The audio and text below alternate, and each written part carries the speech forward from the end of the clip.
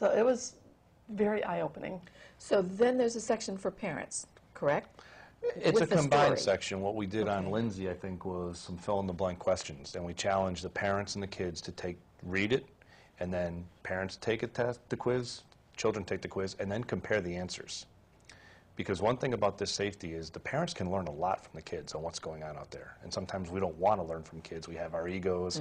We think our kids are just being pain sometimes. When it comes to the technology, we can learn a lot. So our challenge is do this together, and then you can both share your concerns. If a kid might think one rule is being way too strict, the parent who answered the same question could say, well, this is why I think it's so strict, and they can communicate about this, because they have to communicate about this technology and safety. It's their biggest link to keeping the kids safe. Parents need to know what the kids are doing. This is just frightening. It is when you think about what the consequences could be. I want to, I'll be talking with you later on our sister show, Full Bloom, where we're going to talk in more depth about the internet safety issues. But this is page 1. This is about writing. So I do want to ask a little more about this collaboration and how I can't say handled because the book is not yet finished. So what kind of time frame have you been working with? And did one of you have a goal? Yes? Scott wants it now. Yeah, patience is not I'm not a real patient person, but Laurie warned me ahead of time with the book writing process that I have to learn patience. And I'm learning, I'm trying. You're doing a great job. Thank you. I think well, as soon as possible is my goal, but I think you have a different... Well, we have to go back and forth. We've done multiple revisions just on the 9 chapters that we've done so far, because sometimes I'll write things that aren't accurate, and Scott will send it back to me and say, they wouldn't say that way, or they wouldn't react that way. So then I have to go back and fix it, and thank goodness he tells me what to write. I just have to put the words down and make it sound good. But that's where the collaboration comes in, because we really go back and forth a lot. I'm trying to get him on my same phone system so that my text messaging doesn't go off the roof. Sure. Well, a very basic question. I realize this book is not finished yet, and it's one of the reasons I want to be sure to let you know this book is not finished yet. It's not like something that you can go out and buy, but that day will come, and they may change the title when that comes. But right now, what's your working title? Go ahead. www. Sorry. It's www, the information superhighway. And then the question is, the subtitle is, are you up to speed? Oh. But see, the are you up to speed is actually going to be in the text form that the kids will be able to read, and the parents might not even be able to read. Oh, so it's the letter R, the letter U. Up, the number 2, speed. Oh, okay. And I did know the title, by the way. Well, and I have to tell you, I hear the kids talking about it, and I see some of the way the text messages are, and I think it's so cool. And I think, oh yeah, well, back in the '60s when I was taking shorthand, those are just brief forms. I mean, this has been around for a long time, and I'm sure even before that in some other form.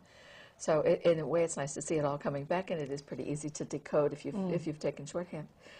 What are your hopes, in addition to just the creative process of collaborating on a book? That's sort of a new and exciting thing. I know, Laurie, for you, it's a whole new exercise to collaborate with someone when you're used to writing on your own. And Scott, I'm guessing, is just the whole process of writing a book. That in itself is something new. But what do each of you want from this?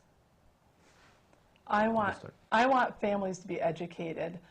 I've been to some of Scott's internet safety programs that he gives for the students, and it is amazing what we aren't aware of and what he's teaching the kids. And I want them to have this book as a communication tool, as he said before, an opportunity for them to talk together and start to understand where each side is coming from, because I think that will help the kids be safer. If they understand that the parents aren't out to dictate, but they want to understand. And we know that the internet is here to stay. It's not going away, but it seems like every time we turn around, someone has found a new way to make it dangerous.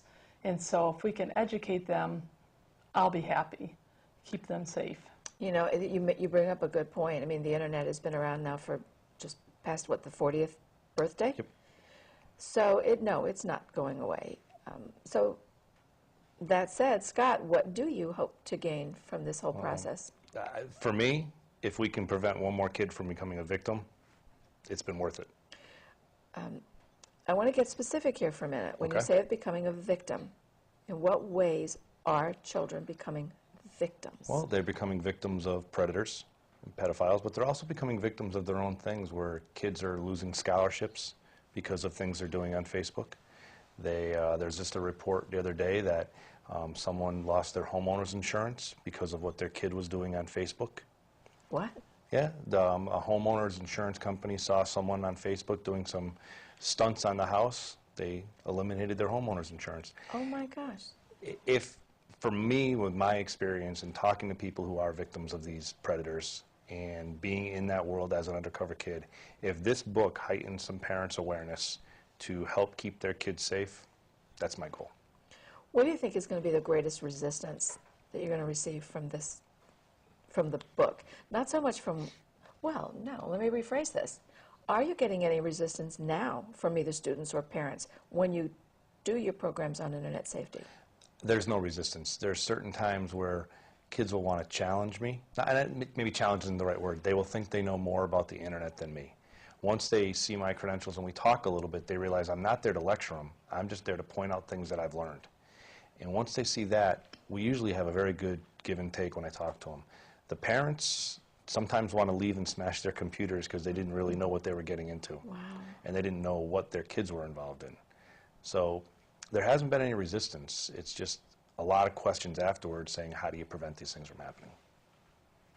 And a lot of parents who have said to Scott, we need that book. Yes. Which has been nice because it's affirmation that we're on the right track.